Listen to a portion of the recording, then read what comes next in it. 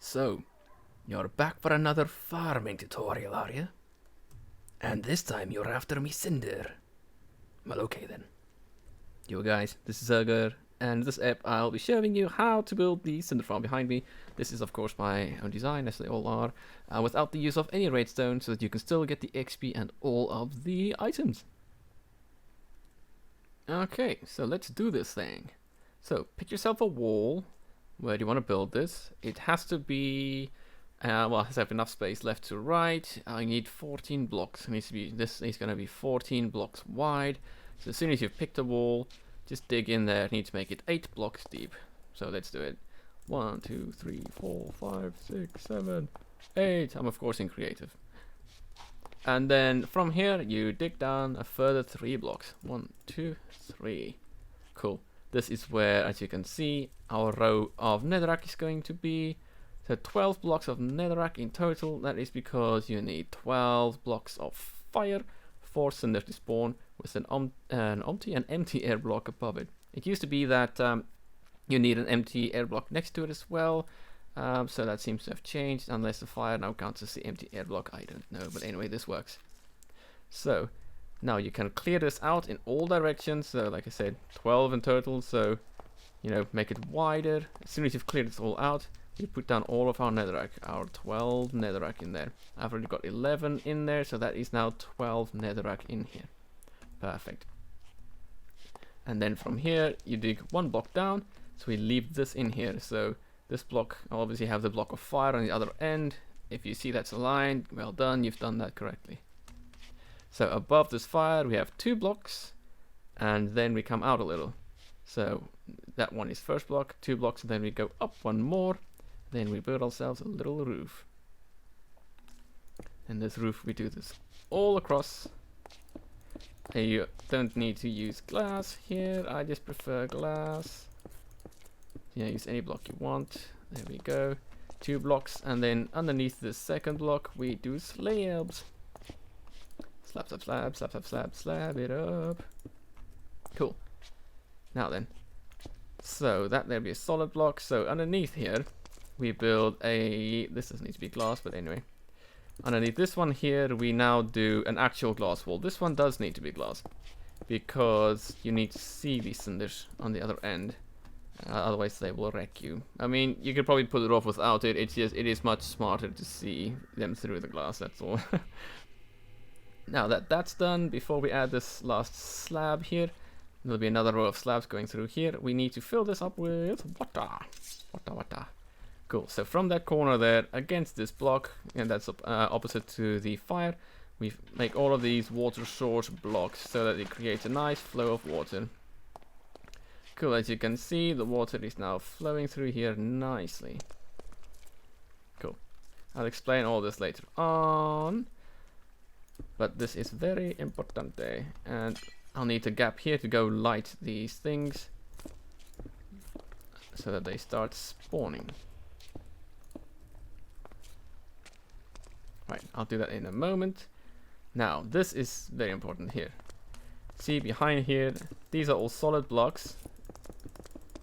All solid blocks, but this one right here has to be slab. All through. So do this whole row here, we do slabs. And then, of course, this one here, we make it solid blocks. And this one here is slab again. This one isn't as important, but these two here are very important. Solid block and slab. The slab here will stop the water, but it won't stop us. This is the key. And by the key, what I mean is, you'll see this later on, I'll switch myself into survival. Hopefully I don't get murdered by one of the chaotic elementals.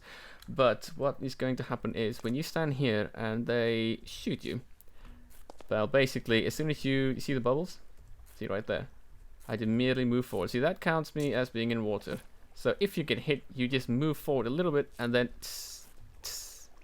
that immediately extinguishes the fire that's on you. Because that is how you will die in this farm most of the times. I mean, there's obviously headshots, because headshots are epic.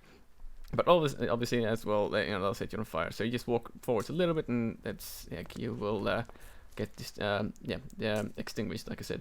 The other thing is also, of course, that this is creating a flow of water. So they will come around here, be bopping around here, the items will come flowing through, and we can like just pick them up on the other hand just by, you know, holding down holding down crouch. Wow, why was that so hard to say? All right, so I will quickly set this on fire now. Let's get some flint and steel.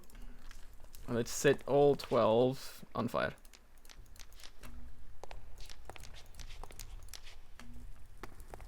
So now they will start spawning. Bam, and that's it. That is the entire farm done, just about.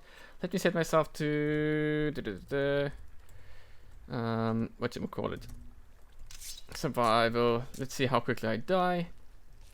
But let me just explain what happens in here. Is they come up through there, they move forward. See, I basically I built this farm watching them, creepily watching them from the shadows. But I've been watching these Cinders and kind of just watching their AI. And what they do is their behavior, their roaming AI, if you will, is they try and move upwards all the time. So you'll see them here now.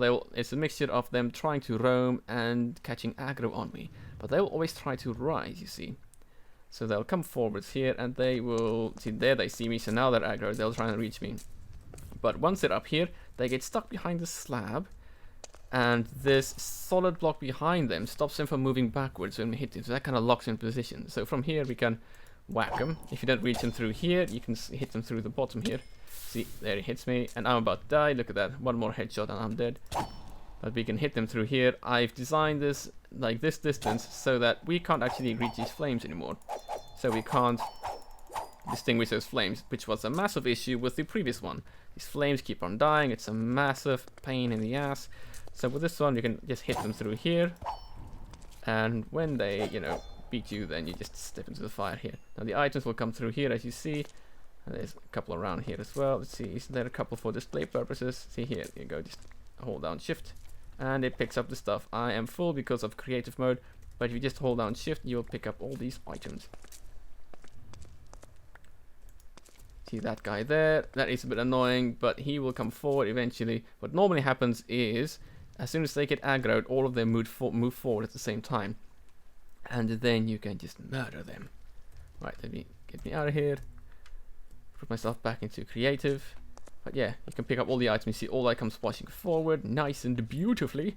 Now, there is something here that I would advise is, of course, don't build this like this where it's facing like down your hallway, or where if it's somewhere that, you know, you're running past a lot of the time, because they are gonna continuously be firing at your ass. So build it somewhere where there is a wall behind it. So maybe your entrance is, say, from this angle or from that side there, so that you walk into it and then have to face them before they you know, start firing at you. Let's see. Try to still right click anyway. No, don't do that. So yeah, you can pick them up like that. Like you see, there is every now and then you'll get some stuff that falls in this very last bit there.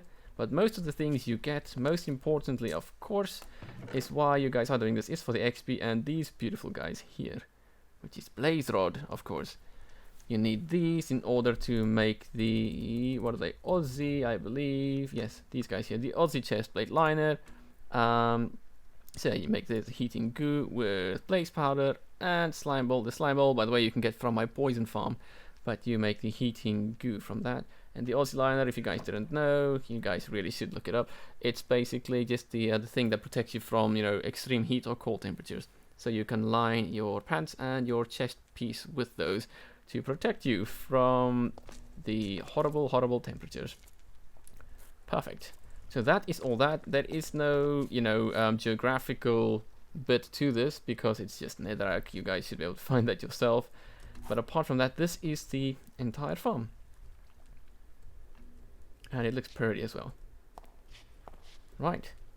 I'll leave it there, guys. Thank you for watching, as always. Please leave comments and likes and shower me in compliments.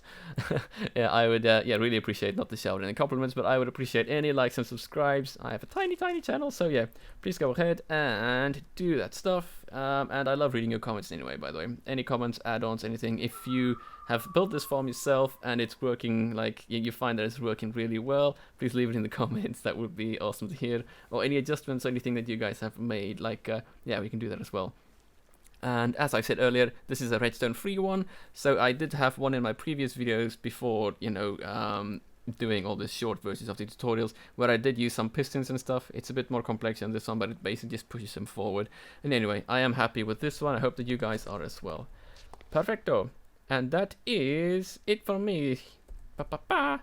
Thank you for watching, guys. This is Zerger saying, have yourself an awesome day, and take care. Cheers. This is Zerger out.